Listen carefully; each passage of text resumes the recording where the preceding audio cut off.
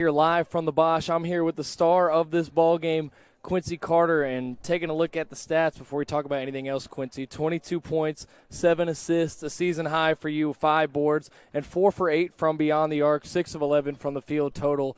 Tell us, before we talk about anything else, kind of how your mindset was and how you were feeling offensively, and especially shooting the rock. I know at the beginning of the game you weren't taking a ton of shots, and then especially once we got out in the second half, you were just letting it fly and they were all falling.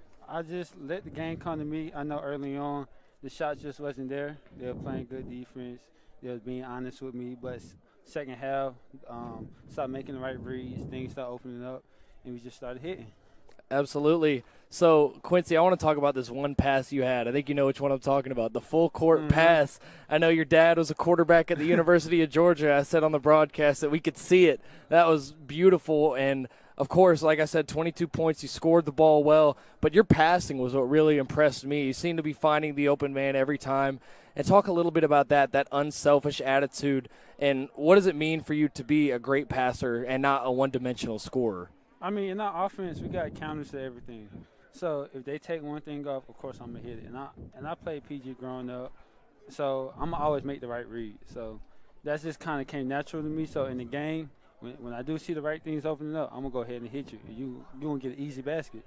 So in the second half, obviously both sides made a lot of adjustments. It was 29-25 at the half. The game finished 90-83.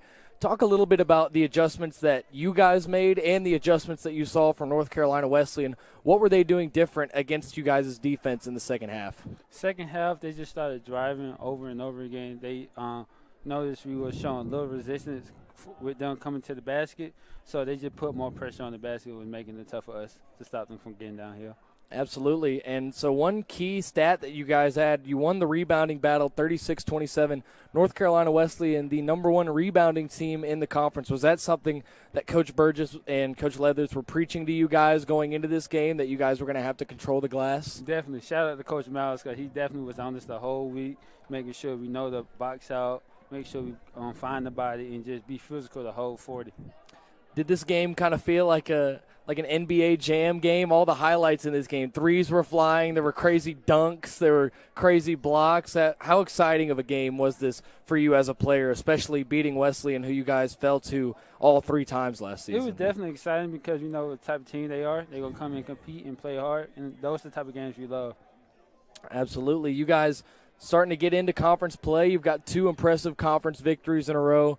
Tell everybody kind of the mindset and the confidence going forward as we start hitting this USA South slate hard. We know on the type of team that we are. We know we're a good team. We just got to put the things together, and we finally find a way to put them together, so we're just going to keep this thing going. 100%, Quincy. You're leading these guys. They're starting to look really good. You played a heck of a game today. Congratulations, brother. Thank you.